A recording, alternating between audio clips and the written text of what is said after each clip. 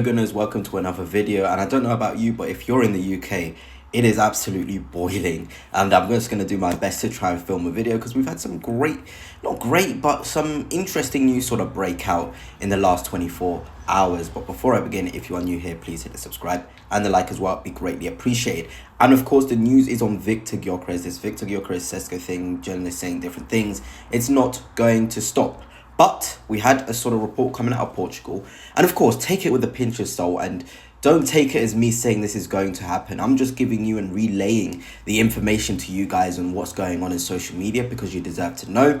And this is from Portugal. It says Arsenal have made their first formal proposal for Viktor Gyokeres.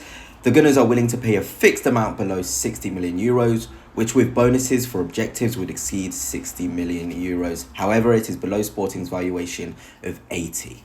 And if you didn't know, in the last 24 hours as well, there's been actually quite a row between Viktor Gyokeres, his agent, and the director of Sporting Lisbon. It seems as though that 55 million price, which they initially had for him, has skyrocketed to around 18 million euros. And we all know Sesko is going to cost around 65. So you got to think about it, you know. A lot of you Arsenal fans love Viktor Gyokeres, and I mean love him. I see your love for him in the comments. You think he's the number one. But if he's 80 and Sesko's 65, would you still want Gyokeres? Is he worth 80 million euros? It's up to you. Let me know down below. But, you know my sort of thing on Viktor Gyokeres and my preference for Benjamin Sesko. Of course, that's not me saying that Viktor Gyokeres is awful. He's a shocking player. No, I never think that towards a Premier League, towards not a Premier League, towards a professional footballer, because the level is so high across the board. But this report continued to say, despite the initial impasse, negotiations between the Portuguese and English club are scheduled to continue in the coming days. Quite interesting. There was also reports of a meeting between Arsenal and Gyokeres, and it shows that maybe there's this thing of Arsenal sort of either using Viktor Gyokeres and us in negotiations with Gyokeres to try and move Leipzig hand, because as you may not know, or you may know, Arsenal are still in talks with Leipzig and the fee and the right valuation. And Arsenal are trying to make Leipzig lower that price as much as they can. And to do that, the best strategy, Bert as one of the best DOFs, is to go out there and pretend you're in negotiations with other top centre-forwards like Viktor Gyokeres, and maybe that is the way forward. And of course, I did talk about the tense situation between Gyokeres and Sporting. Fabrizio Romano himself came out to say, despite previous pact for exit worth fee around 65 million euros, Sporting president insists on a higher fee, price still under 100 million, but not 65. Gyokeres described as furious. Now that's quite interesting, because obviously we've been talking about the fee being quite low for a player of his quality, but it seems as though that fee is definitely skyrocketed, and there's not this sort of honour of the gentleman's agreement. And if you're Viktor Gyokeres, you have every right to be fuming what he's provided to Sporting, the goals he's scored, the big goals he's scored as well. He's not just scoring any sort of goal, scoring in finals, scoring games that lead them to win the title. It's something to get upset about. And of course, there's other interests. Manchester United, Juventus, we're supposedly in the ring. It's interesting. It's going to be really interesting to see how this develops. But for me, I've always maintained that 1st of July or 30th of June, I think we'll start to see more movement due to the new financial year. I think, and I'm going to be very upfront with you guys, it's Sesko. He's the number one option. And I heard something from someone on Twitter, if you follow him, MAA_Guno, is quite close to Team News and Ticks. If you're also on Twitter, you'll know about him and how good he can be with Arsenal news, that we're only 5 million away from how much Leipzig want for Sesko. So you would expect a 5 million difference would be able to be ironed out and a compromise would be found. But in the case that doesn't happen, it is known that Gyokeres and also Ollie Watkins, who somebody reminded me in the comment section on my last video, is an Arsenal fan, would be the two centre-forward options, which is always quite interesting. So, I've asked you guys many times before, Gyokeres for 70 million, I think 80 million euros is 70 million, or Sesko for 65 million. What's your choice? Does it change your viewpoint?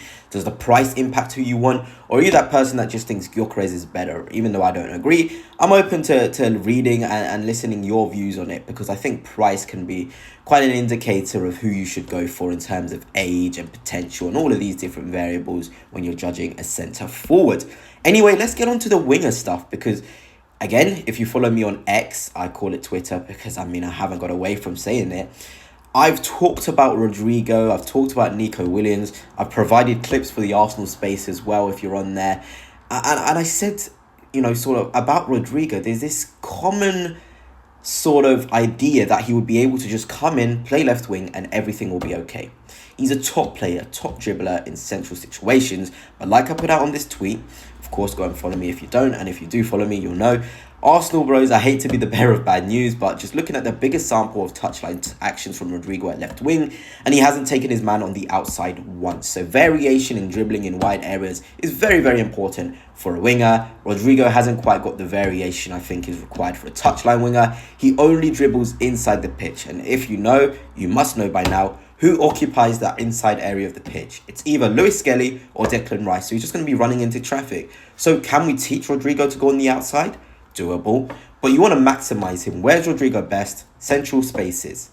Current left wing dynamics for Arsenal doesn't allow a lot of central touches for our left winger, unless Arteta's plan for the attack is trying to change it and make Rodrigo more inside the pitch. The signing wouldn't maximize him. But a player like Rodrigo, if he's available, you go and get him. I've said it many times before, but make sure he comes in. You either provide him with an overlapping fullback or you allow him to be inside the pitch as a second striker. Maybe in the 8 role where Erdegaard plays. There's many questions. And I also put out a clip on Nico Williams. I think it surprised a lot of Arsenal fans how good, but also how raw he is 1v1. He can go either side, he can go inside, he can go outside. He can use his left foot, he can use his right foot. He's an unpredictable touchline winger, 1v1 that we need. This is no shade to Rodrigo, by the way. I never really said that Rodrigo's a bad player. I'm just thinking about players which would come straight into the Arsenal team and not much about the dynamics would need to change. And I feel like Nico Williams is one of the very best when it comes to dribbling in the touchline situations because he's just used to it. It's just his game. It's not Rodrigo's game. And that's okay sometimes. But yeah, and let me know. Go on Twitter. Get involved. There's a lot of debates. There's a lot of things to be talking about. And I feel as though us Arsenal fans, we're in a position now where we can actually be quite picky in who we want because we're a good side. Who would have thought we'd be in a situation where we're arguing between Viktor Gyokeres, who scored, 70-odd goals in 3 seasons, and Benjamin Sesko, who's one of the best centre-forward prospects in the world, and we're actually out here arguing one or the other. If you told me this 3 or 4 years ago, I'd have been shocked. That goes the same for the left winger. I would have never thought I'd be in a position to be like, Rodrigo's a fantastic player, but he doesn't suit the way Arteta wants our left wing to play in our current dynamics.